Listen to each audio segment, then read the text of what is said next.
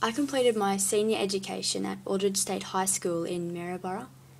The female uniform was a choice of grey pants or a purple skirt, obviously with the school polo shirt as well. As I was a drama student, which involved physical activity, I purchased both the pants and the skirt. I preferred wearing the skirt because it looked better, but I found myself wearing the pants more often because there wasn't the hassle of having to iron them every day. By the end of Year 11, I had been elected as one of the school captains for 2012. And one morning I was getting ready for parade. There were students everywhere. It was like a big purple mosh pit. It was noisy as always, and I felt a tap on my shoulder.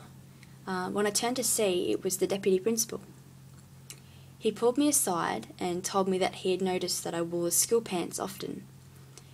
He went on to say that because I was going to be school captain, I wasn't allowed to wear the pants unless I had drama class that day. I asked him why, and he told me that girls in pants don't look good or presentable. I remember the group of people around me froze and they just stared at us. He said a few other things to imply that only the rough, tough and tomboy girls wore pants, and that a school captain shouldn't appear to be in association with that, especially if I was going to represent his school. He went on to say that the female captain before me wore pants also and was not allowed to. I was dumbfounded and just shyly nodded it off and headed into parade. I was followed by a scurry of Year 12 students with whispers around me, both boys and girls, none of which were impressed.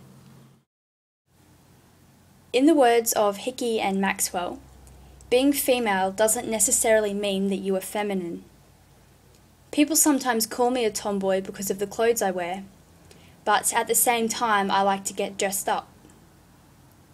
Gender, as Butler describes in her book Gender Troubles, is a social construction, how it is society expects men and women to behave. Butler goes on to say how you could be a man and be feminine, or be a woman and be masculine. I've never considered myself masculine because I'm a girl, but I realise now that this is not what gender should be about. It's about how I feel I fit between those two, not what society believes I should be given my sex. The principal, whether he realised it or not, believed that girls were to be feminine, not masculine.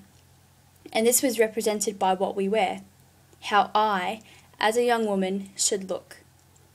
I should be in a skirt, an ascribed characteristic. Otherwise, I was a tomboy, and this would apparently reflect badly on myself and my school. Perhaps in this situation my feminine side was adhered to in my reaction to the deputy principal. I wanted his respect, so I did not argue. As Beverly Skeggs found, that women related to their femininity since they sought the respectability which was associated with the feminine role. My decision to wear the school pants had resulted in my femininity being challenged, which made me realise that I actually can't differentiate between my masculinity and femininity. As much as I can identify with both, I cannot say which I would associate with more. I equally enjoy fitness and sport as I do getting my hair and nails done. I enjoy makeup as much as I enjoy not wearing it, and I love chick flicks as much as I do action films. As Keddy explains, ways of being male and female are thus understood to be contextual and dynamic, and, in this case, personalised and enacted in a multitude of different ways.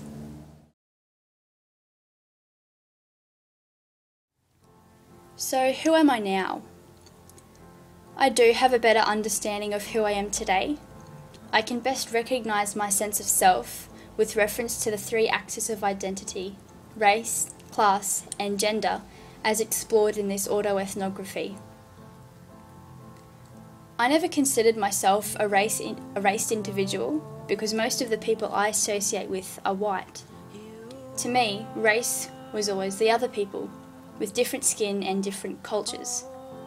The elderly Indigenous couple opened my eyes to see beyond the colour of skin. I do not deny my Aboriginal heritage, but I struggle to identify as an Aboriginal person. This is because I feel I need to understand the Aboriginal belief system more before I come into agreement with it. I comfortably identify as a white Australian with European heritage because I was raised in its culture, which when I was younger had a strong Christian belief system, something which is of importance to me today. I genuinely believe that my class is impacted by my state of mind. I believe I am of middle class, despite my economic situation, because I am a university student. I only work 12 hours a week, which only covers my board. I work really hard for the things that I want, yet I have all that I need, and for that I am thankful. Socially, I am rich in close relationships and connections with people that have a means of helping me succeed in life. I can see that this class location is true for me, especially through my visit to Canberra. I've learnt through my encounter with the Deputy Principal that the perception that a female is to be feminine is a very narrow-minded opinion in the pursuit for my gender identification. I cannot, at this time in my life, differentiate between my masculinity and femininity, given the fact that I can see stereotypes of each applied in my own life.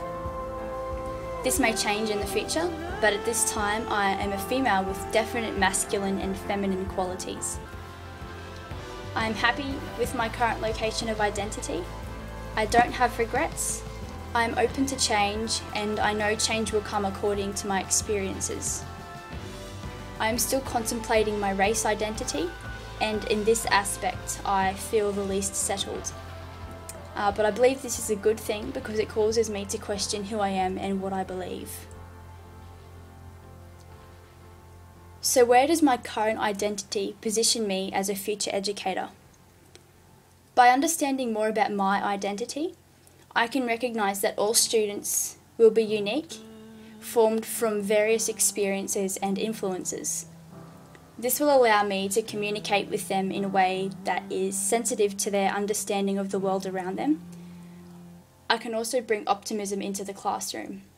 I want students to know that I am for them, not against them, and I want to equip them with the knowledge they need to make the right choices in life. I will always try to make this knowledge as unbiased as possible, again because I know that everyone is different and have their own limits.